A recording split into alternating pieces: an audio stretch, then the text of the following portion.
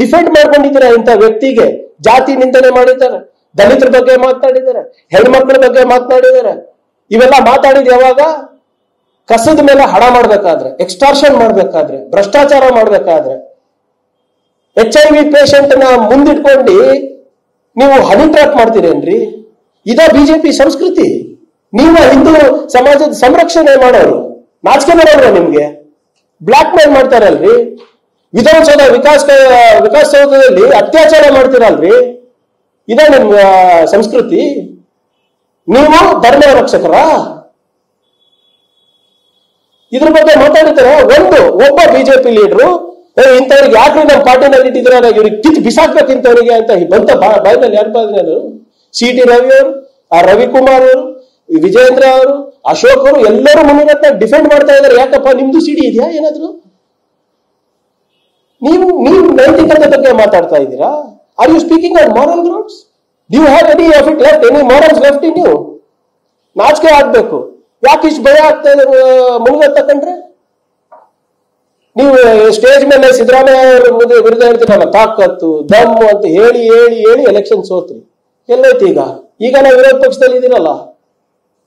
ಯಾಕೆ ಬಿಜೆಪಿ ಅವರು ಈ ದೇವರಾಜ ಟ್ರಕ್ ಟರ್ಮಿನಲ್ ಬಗ್ಗೆ ಸುಮ್ಮನಿದ್ದಾರೆ?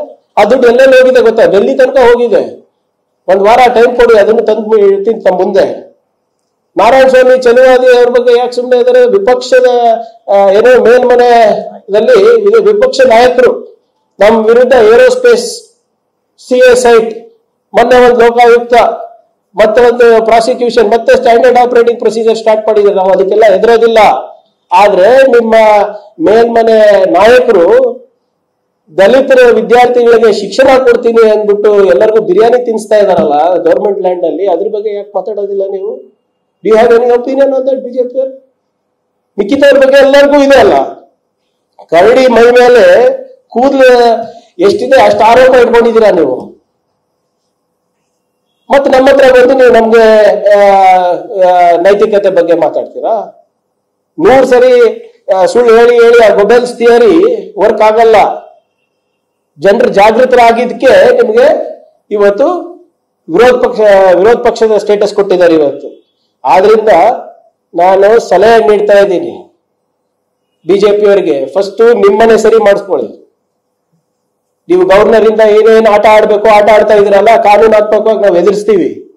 CBI, IT, ED, ಗವರ್ನರ್ ಕಚೇರಿ, ಗವರ್ನರು ಇವೆಲ್ಲಾನು ಕೂಡ ನಮ್ಗೆ ಎದುರ್ಸಕ್ ಹೋಗ್ಬೇಡಿ. ನಾವು ಅಂಜವರಲ್ಲ.